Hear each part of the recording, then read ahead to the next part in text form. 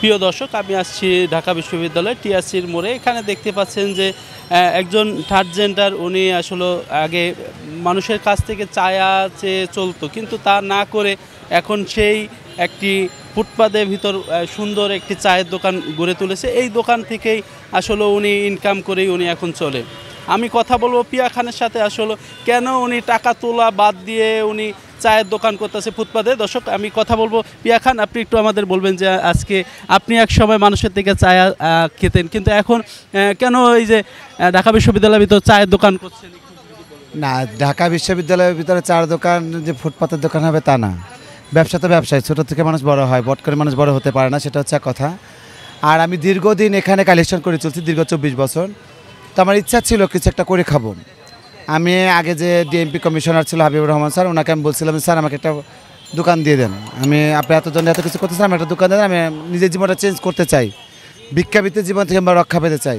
এখানে তৎকালীন যখন আওয়ামী লীগের অনেকেই নেতারা ছিল, অনেকের কাছে আমি বলেছি, কিন্তু কেউ আমাকে দেয় নাই করে। কিন্তু এবার আমাকে ছাত্র ভাইয়েরা এবং যে নতুন যে প্রক্টর আসছে, বিশ্বে আসছে, ওনাদের মধ্যে আমি অ্যাপ্লিকেশন জমা দেওয়ার পর আমার অ্যাপ্লিকেশনটা ওনারা কার্যকর করে, সেই সুবাদে আমার এখানে দোকানদারি করা। আর এটা হচ্ছে 2016 সাল থেকে আমার যুদ্ধ। আমি ভিক্ষাবৃত্তির জীবন থেকে মুক্তি চাই, আমি নতুন করে বাঁচতে চাই। আমার কথা ছিল এটা যে আমি কিছু একটা করে খেতে চাই। আমি টাকা না তুলে আমি যদি একটা দোকানদারি করে খেতে পারি, আমার ভালো না? আমার ফ্যামিলির অনেকে আমাকে পরিচয় দিতে লজ্জা পায়। কেন পায়? ভিক্ষা করে দেখে তাই। এখন যদি আমি একটা কর্ম করে খাই, তাহলে তো তার লজ্জা পাওয়ার মতো কিছু নাই। আগে ভালো ছিলেন না, এখন এই যে চায়ের দোকান করে এখন ভালো আছে? এখন আমি অনেক ভালো আছি, কিন্তু সেই ভালোটা অনেকে সহ্য হবে না। কারণ আমাদের মতো যারা আছে বা আমার আশপাশে যারা আছে, তারা অনেকে এটা নিয়ে খোঁচাখুচি শুরু করে দেবে যে কেন সে এটা করে খাচ্ছে, সে হিজড়া মানুষ কেন সে দোকানদারি করে খাবে, বিভিন্ন মত তৈরি হয়ে যাবে। আপনাদের হিজড়াদের ভিতরে আসলে একটা গ্রুপ হবে, এটা হবে, একটা চায় না, হবে না, অনেকে চায় না। আমি কাউকে ইন্ডিকেট করে বলতেছি না, অনেকে চায় না যে আমি কিছু একটা করে খাই। আসলে যারা চায় না তাদের উদ্দেশ্যে কি বলবেন? তাদের উদ্দেশ্যে বলবো, নিজের মন মানসিকতা চেঞ্জ করেন।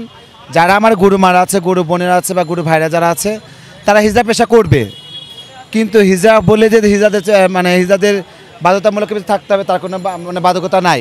তাদের নিজেদের জীবনটা নিজেরা চালাতে পারে, নিজেদের জীবনটা নিজের সাজাতে যেতে পারে। যারা পরম্পরা যেটা আমাদের হিজড়া সম্প্রদায় যেটা আছে, টাকা তোলা, বাচ্চা নাচানো, যারা হিজড়াগিরি করবে তারা করবে।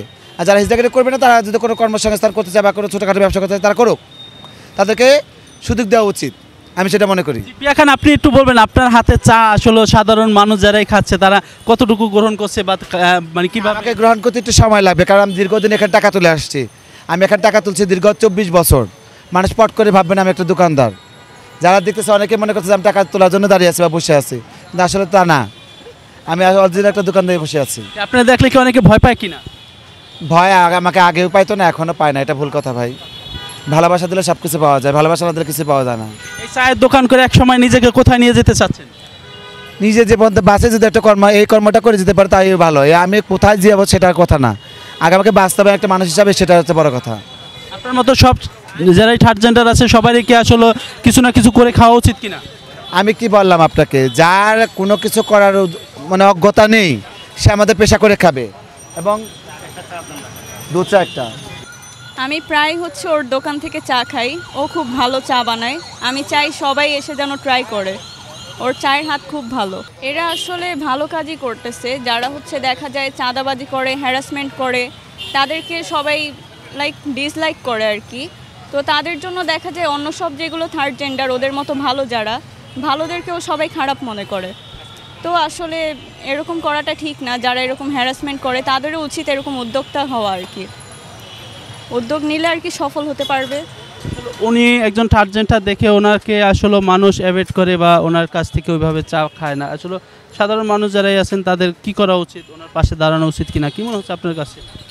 অবশ্যই তাদের পাশে দাঁড়ানো উচিত, কারণ তাদের পাশে যদি আমরা নাই দাঁড়াই তাহলে তারা ওরকম কনফিডেন্স পাবে না যে তারা যে উদ্যোগ নিচ্ছে সেটার জন্য ওরা কনফিডেন্স পাবে না। তা আমরা যদি ওদের পাশে দাঁড়াই, ওদেরকে একটু হেল্প করি, এতে তো আমাদের লস হচ্ছে না। সাধারণ মানুষ যারাই আছেন আসলে তাদের উদ্দেশ্যে আপনার কি বলার আছে? আমি চাই যে সবাই এসে আর কি ট্রাই করুক ওনার হাতের চাটা। ওর হাতের চা খুবই ভালো। ও নতুন নতুন এখানে দোকান দিচ্ছে, তাও খুব ভালো আর কি চা। আসেন সবসময় চা? আমি প্রায় আসি, বলতে গেলে ডেইলি আসা হয়। ওর দোকানেই বসি, ওর দোকান থেকেই চা খাই। জি। অন্য দোকানে চা খান? না, অন্য দোকানে যাই না, ওর দোকানেই বসি। ঠিক আছে। ওকে, থ্যাংক ইউ। আর যাদের মনে করেন যে না তারা কিছু করতে পারবে, তারা করে খাক, তারা অন্য কিছু করে খাক, তারা চাকরি করে খাক, তারা এই করে খাক, যে কোনো একটা পেশা চলে যাক, তাই না? সবাইকে যে হিজড়া পেশা করে খেতে হবে তা তো না।